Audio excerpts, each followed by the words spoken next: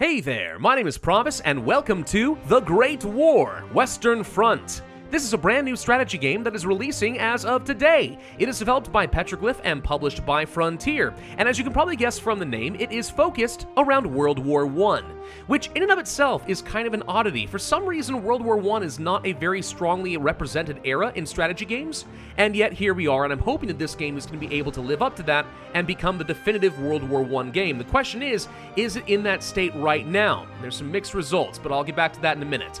First thing you want to understand about the Great War Western Front is it's broken up into two different elements. On one hand, you play as the theater commander in a grand strategy role, moving your pawns along the front line, planning out your advances, researching technologies, building up your logistics.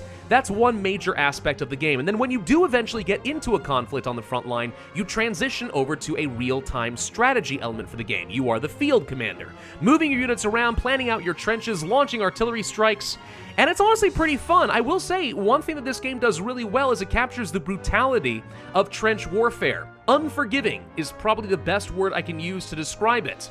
Either way, I'm hoping to show off both game modes, at least to some extent, in this video, and the best way I can think to do that is to jump into a campaign, though there are a couple of different options as well.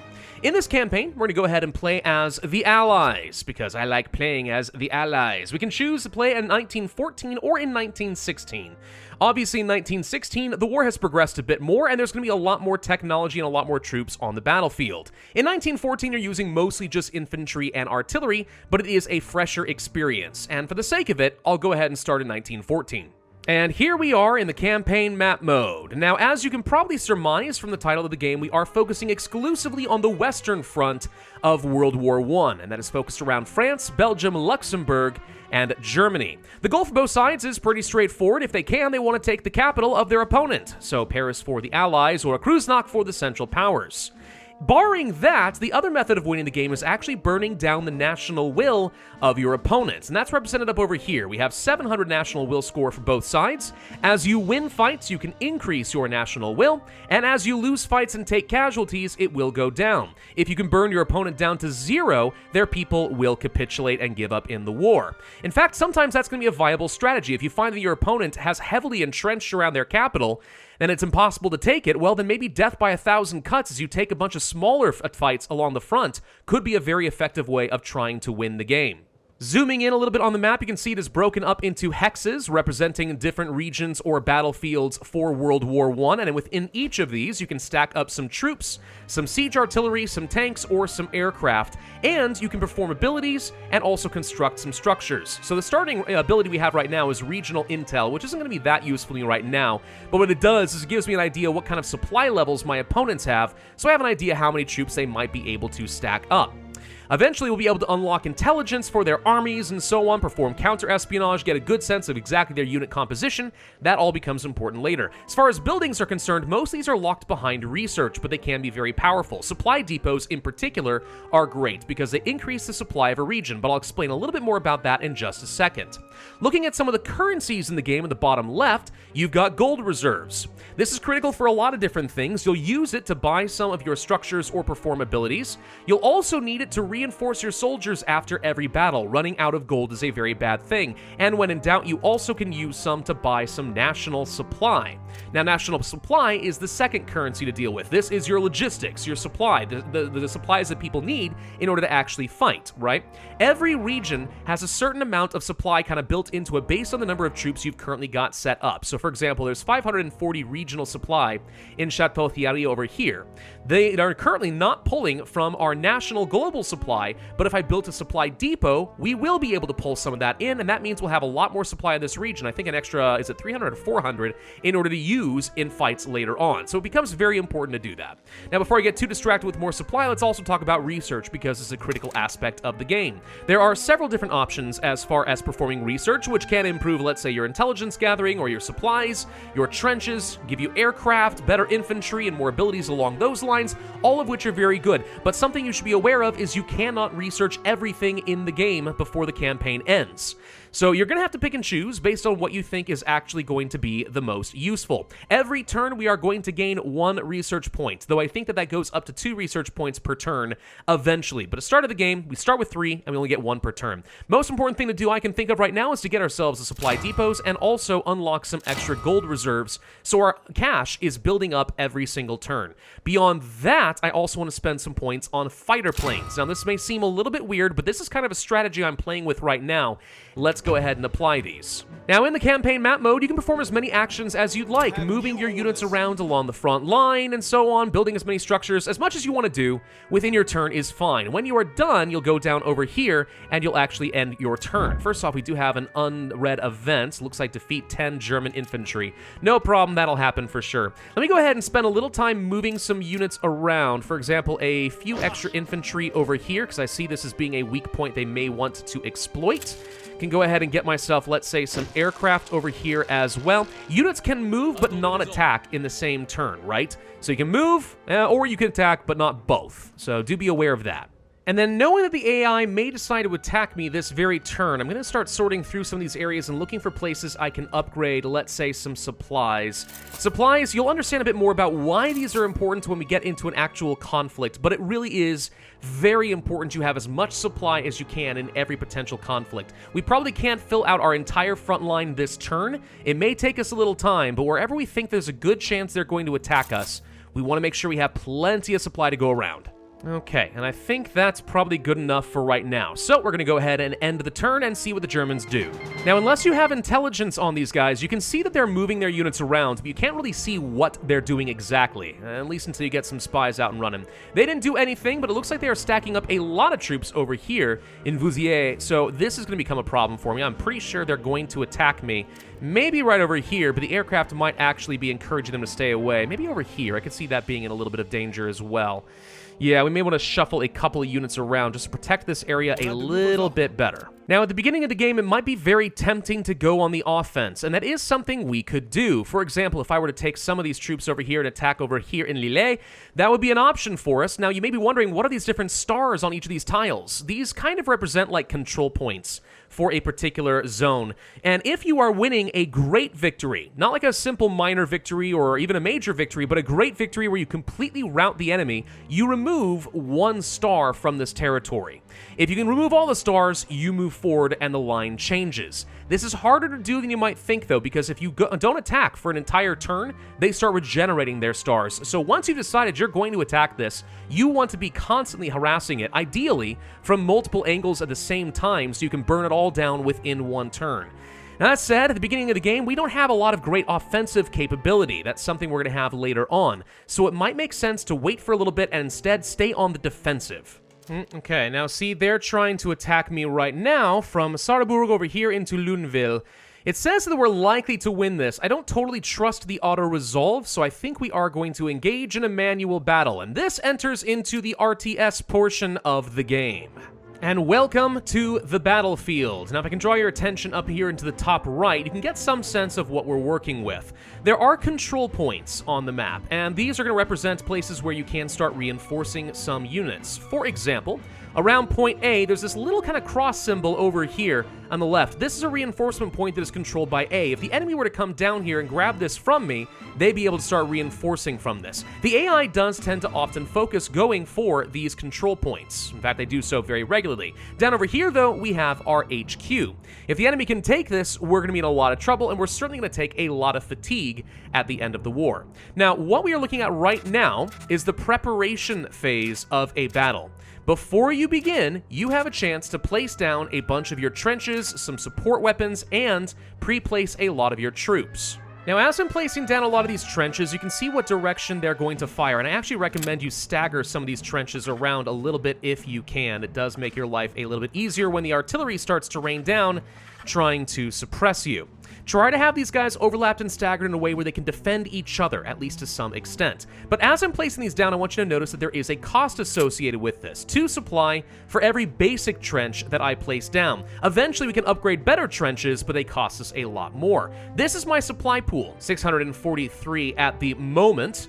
This is only representing 3/4 of the supply I brought into this battlefield. The other quarter is going to be set aside exclusively for reinforcements. You can also place down your troops, and I actually recommend that you do place down a handful of defenders up front if you can, because it is cheaper to place your troops in the preparation phase of the game rather than reinforce later. So you can place them only in trenches, so make sure you place down enough trenches where you'll be able to place some of these guys down later on. Now notice each one of these trenches, you can actually place down 2 rounds of soldiers. Only one will be able to fire at any given time. The other exists kind of as a backup, and you can swap them around later. It's also helpful to have some backup units up here, let's say in the front, where I know the enemy is going to attack me the most, because if they get into the trenches, it's going to be a brawl, and you want to have as many people in the front to help with that as possible. There are other things you need to worry about, though. If you look over here, we have support structures. At the beginning of the game, we have access to machine gun nests. These can be a very powerful tool because they mow down enemies like it ain't nobody's business. If I place one over here, for example, you can kind of see its firing arc, and I want to make sure it covers at least both of these if I can.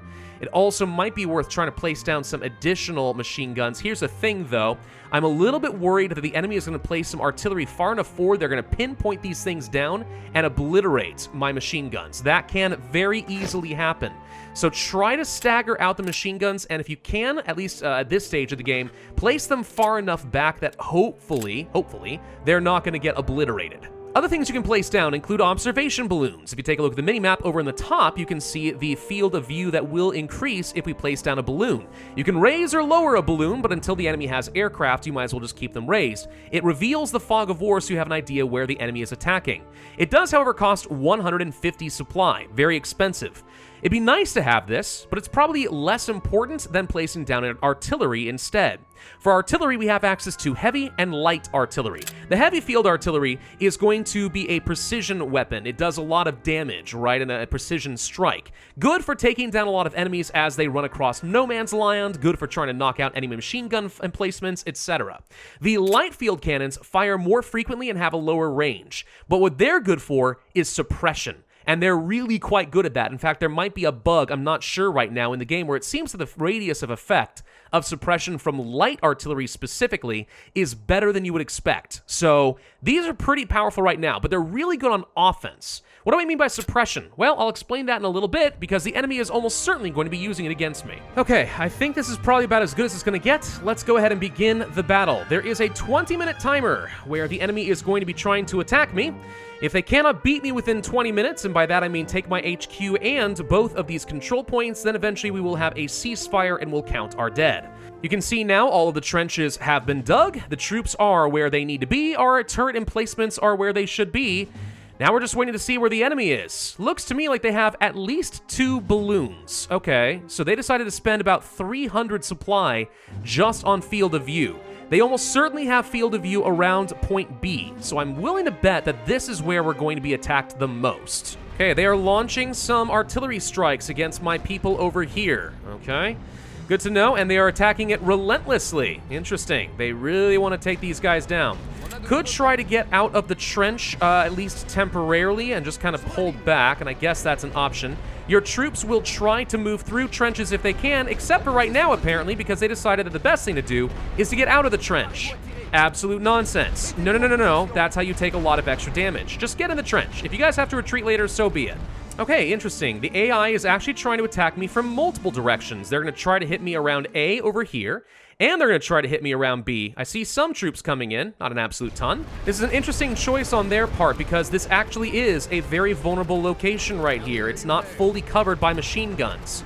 But there are machine guns over here, so as long as we have troops in this position up over here, and we have this machine gun up and running, we might be able to do some damage. If we want to soften them up, though, might be a good idea to go ahead and launch some artillery strikes of our own. Oh god, they have decided to throw everything they've got where I am the weakest over here. I was actually not expecting this. The AI doesn't always go after your HQ, but this time they did. Very well, we're going to go ahead and launch a bunch of artillery strikes and try to mow as many of these guys down as we can. This is way more dangerous than it was supposed to be. That said, they are taking some pretty heavy casualties as they try to figure out what the heck they're going to do. My troops are here behind these front lines, and you can see they're mowing a lot of them down before they even have a chance to get into some of the trenches. Over here, though, less luck. It looks like the enemy has managed to get into the trench and they are fighting us.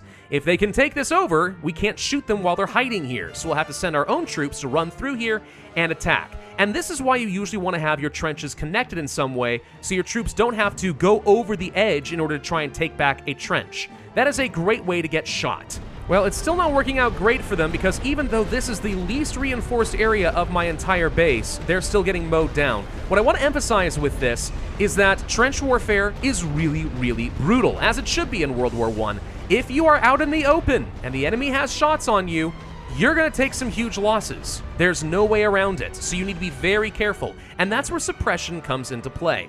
Using artillery, if you target, let's say, this trench, for example, these troops will not be able to get out and take any shots. They have to hunker down. So if you are on the offense, what you should be doing is timing out your artillery shots to suppress machine guns and trenches as much as you can while your troops are on the approach to maximize the number who actually get into the trenches and start mowing them down.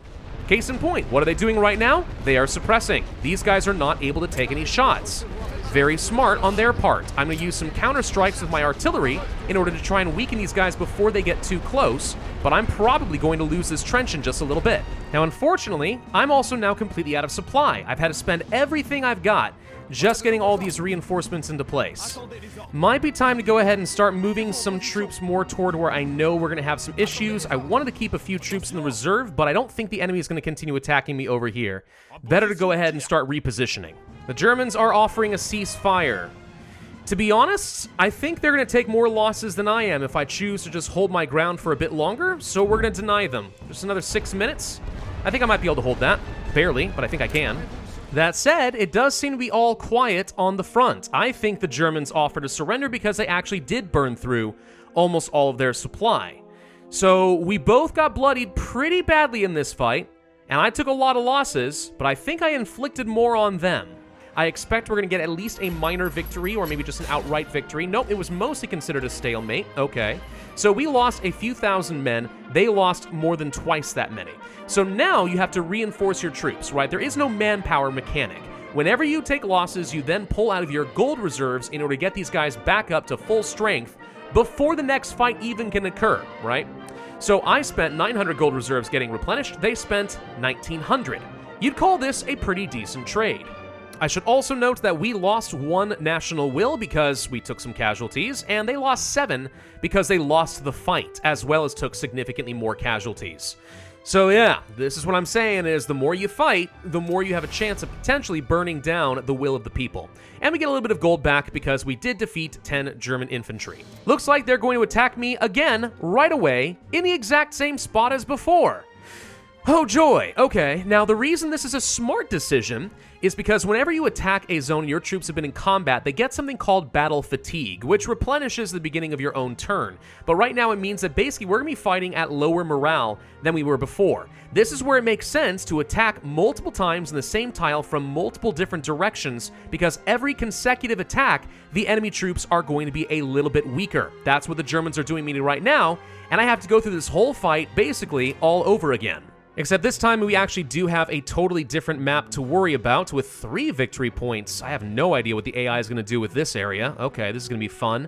One thing to note, in the Great War Western Front, if you are fighting on the same map again, so for example, between the same 2 tiles, right, Luneville and I don't remember which one's attacking us right now. If we fight on this exact same map again, whatever trenches we've dug and whatever scarring has occurred to the land from artillery strikes and other such things, those persist between battles, which is kind of cool. Especially good for the defender, so you don't have to spend as many of your points getting your trenches set up. Okay, and this is about everything I'm able to get. I've got a lot of trenches set up this time around, most of which are trying to cover each other to some degree or another, but also spread far enough apart that they shouldn't be able to suppress more than 1 or 2 of these trenches at a time. I still expect that the AI is going to find and pinpoint down my machine guns somehow, and I'm going to lose them, in which case they're not worth the supply I'm spending, but hopefully we can keep at least 1 or 2, because they really can turn the tide. A machine gun is unbelievably effective. Now, if I were the Germans, I would probably attack right here, exactly where they're starting some precision attacks on these machine guns, because, yep, they see them, and they're throwing everything they've got. There's not a lot defending this area. However, it looks like they're charging at me from a direction I don't think I was expecting. so maybe we can get a fair bit of damage in over here. But we're going to use our artillery to hopefully soften these guys up a lot, because they're suppressing me, so I can't take some shots at them. All 3 of these trenches are shut down right now, which is obviously a huge problem. And they're going for this machine gun too, because they can reach all of these things. Yep, this is the kind of thing we're afraid of. But it's also the reason I placed my trenches to hopefully get some shots in on these guys. Yeah, they might get in some trenches and they might be able to start taking me on hand to hand. But if they dare get out of this trench, we hopefully are in a position to mow them down. So maybe it'll be okay. Gosh, they're throwing a lot at me over here though, aren't they? Yes, they are. Oh, but the AI is actually changing up their tactics. They've decided to start attacking me from over in this direction now. Okay, all right. Well, good thing I've got some troops in position to deal with this too. Now, I don't think I explained how you actually take any of these control points. If you have infantry in range of this control point and the enemy does not have any, then that is how they are going to... Oh, hello, we're being attacked over here, exactly where I said we were the weakest. That is how you take over the control points. Basically, it's just kind of like a capture the flag thing. Not really surprising. They want to cease fire. To be honest, I'm out of artillery shells, so I think that this time it's probably okay. We should have inflicted some serious casualties on them in this defensive fight. There was only 1 minute to go anyway, not a huge deal. Oh yeah, absolutely. This is a pretty good victory for me. I actually gained national will because the odds were so heavily stacked for me here. So we ended up killing about 18 to 19,000 enemies, and we only lost 3,000 of our own. That was a very good defense, despite the fact that we struggled in a few locations. Okay, their turn finally ends. Yes, that whole thing was their turn. Now we get some more troops and some research spots. And some research points. I'm going to go ahead and unlock those bombers. Now, if we want to start attacking, as long as the enemy doesn't have air forces of their own and we are undisputed, my bombers are going to be very, very powerful. Case in point, I think we should go ahead and make an attack of our own. This territory is relatively undefended. Attack this from multiple different directions, we might be able to actually take this from them. And over here, I've now got bombers at my side. So I think that this is going to be a good idea. Now, when you're on the offense, your game changes up completely. I'm no longer really that interested in having a bunch of trenches in a good defensive position. I just need to dig down so I can place down as many troops onto the battlefield as I can. We also do want to prioritize getting some observation balloons so I can see the enemy emplacements, and I need artillery. The question is, do we want heavy artillery or do we want light artillery? And the answer is a little bit of both. Some heavy artillery to hopefully knock out machine gun emplacements as you find them. Light artillery because they are much better at the suppression than the heavy artillery is. So you want to have at least some of these in a position where they're able to knock out a lot of these trenches. And that's exactly what we're doing here. We can go ahead and do a bombing run. Now, this does cost 90 supply to do this, which is painful. But if we can do this, we can knock out, for example, all 4 of these machine gun shots. And I think that's probably worth it. So let's go ahead and use the bombers over here. And basically, the bomber's going to stay on the map until it runs out of fuel. So we've got this thing for a while, but now it's going to fly around and it should start dropping some bombs momentarily. Come on, pick a target and actually do something. I can't control it directly, unfortunately. It kind of has to do its thing. I'm not sure what the bomber's doing. Bomber, are you going to go? There we go. That's right. Bomb those machine guns. Boom, boom. Not enough to take it out, interestingly. 90 supply, huh? In order to not actually take out a single machine gun so far, and you're already half out of gas? Okay, this is starting to feel like maybe it wasn't the best deal. Okay, we are charging at the enemy, but I actually wasn't paying as much attention as I should. So real quick, let's go ahead and do some suppressing fire, probably along over here, plus some light artillery suppressing fire, of course, around their machine gun emplacements. Absolutely critical that we do that. And let's go ahead and start making some charges directly after their trenches. We want to go ahead and start fighting them in a defensive position. Okay, we're getting into these trenches, so that's good. Taking a lot of losses in the process, because of course we are. Their machine guns are already back up and running. How the heck did that happen? I launched several extra artillery shots at you, but apparently that was not enough. See, here's another thing that kind of bugs me. I'm watching this guy actually get a few extra shots off as a machine gun periodically. Like, that guy's supposed to be suppressed. So why is the AI so much more effective at suppression than I am? That doesn't seem right. I should also note your AI is sometimes really stupid. Your troops can easily either forget their orders or get stuck when there's enough bodies running around at the same time. It's kind of a huge issue because it's a great way to get your troops killed. They even poke their head out from underneath the trench, like this guy is, for example, and he's going to die. Now this is a pretty good assault right now. I've knocked down their machine guns. I've taken down some of these trenches. We're getting a lot of troops up in here to start fighting. If we can get this entrenched ground, which apparently these guys are too stupid to do, then we'll be okay. But these guys, once again, getting stuck. See that? So this happens way more often than it should. Your troops just basically start tripping over the trenches. And now they can't do a dang thing. Very frustrating. Why are you guys like this?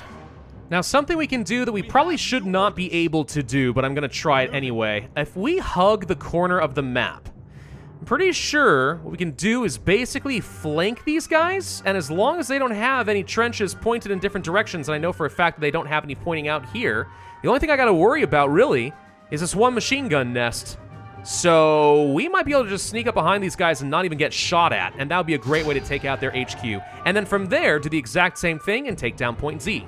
The Germans are putting up a bit of a fight in HQ. You can't actually do anything about artillery strikes. They can't shoot out of it. You have to go in there and actually just beat them in a fist fight, which is exactly what we're doing.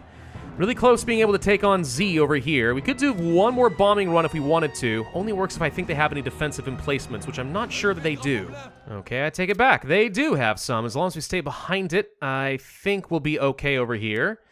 Let's keep an eye out for any troops, though. We might need to do some bombing or some artillery strikes. One thing that bombers will eventually be able to do, by the way, is something called harassment. And, for example, in a case when you have a lot of troops out here in the open, it just obliterates everything down in its path. It's unbelievably powerful. When the enemy is on the offense, you can use this and just try to time it with their waves and crush them. It's really, really good.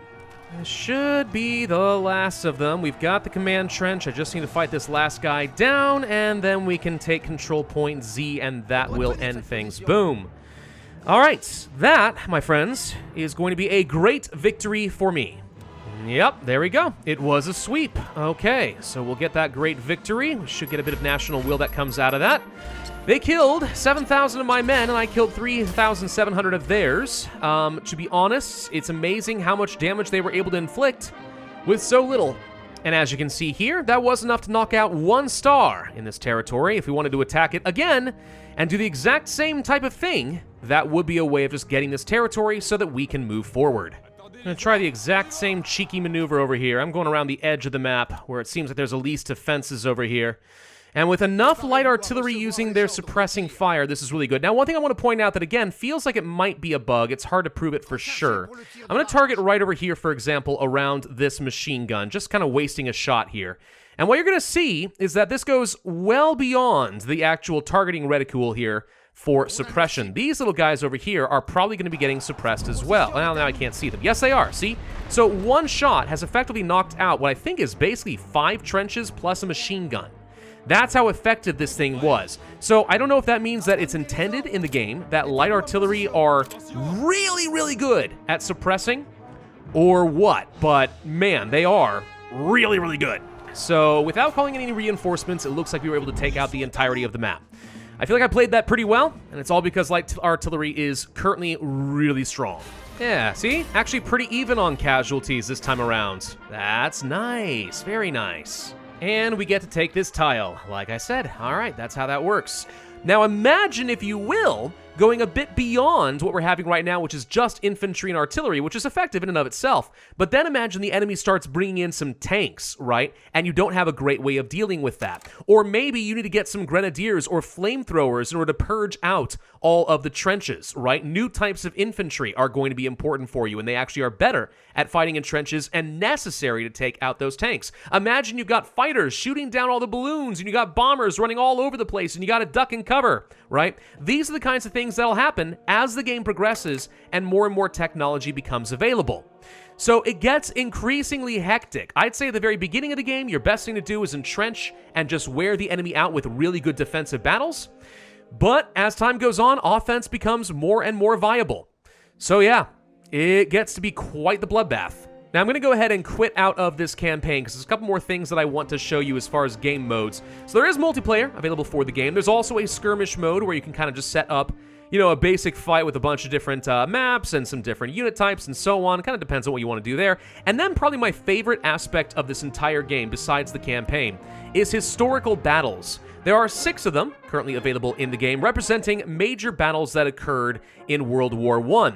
Some of which you're going to try to turn the tide and actually change history, some of which you want to relive. They're always kind of story-focused, and they're different challenge modes.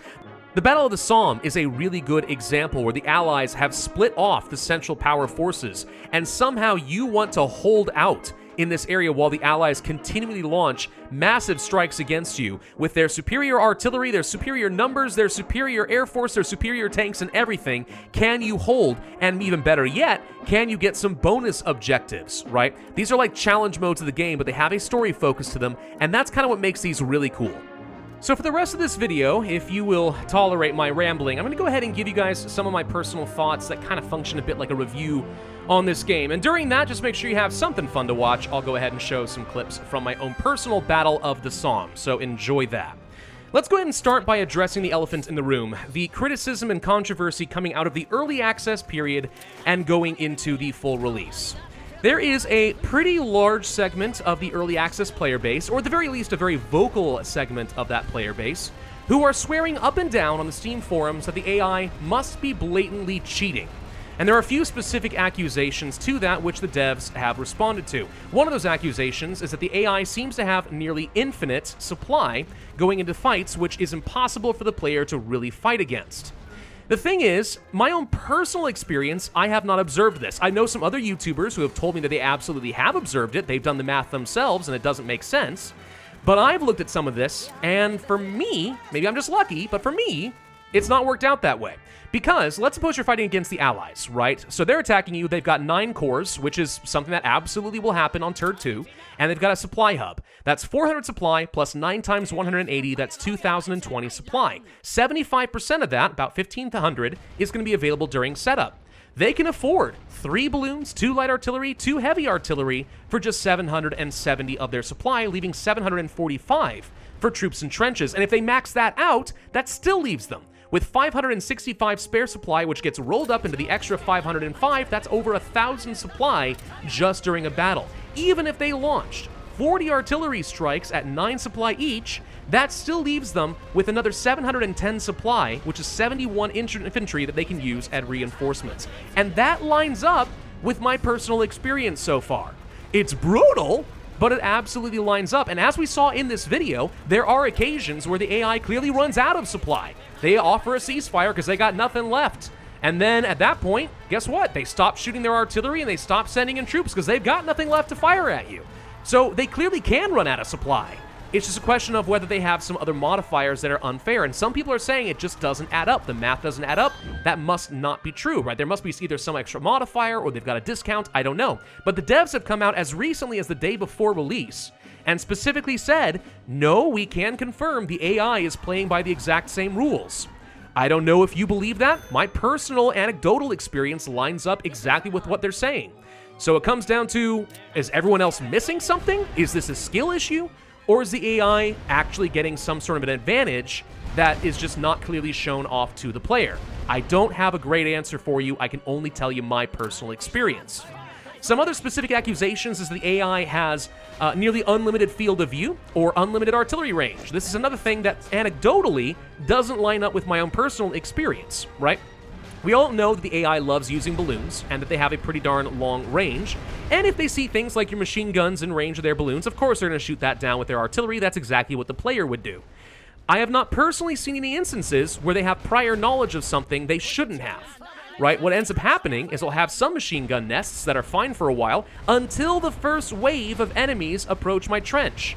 And then they report back to the AI, hey, there was an MG nest here, and then the unit dies. But even in the fog of war, the AI knows where it was, so it just starts launching a bunch of artillery shots until they're sure they kill it, right?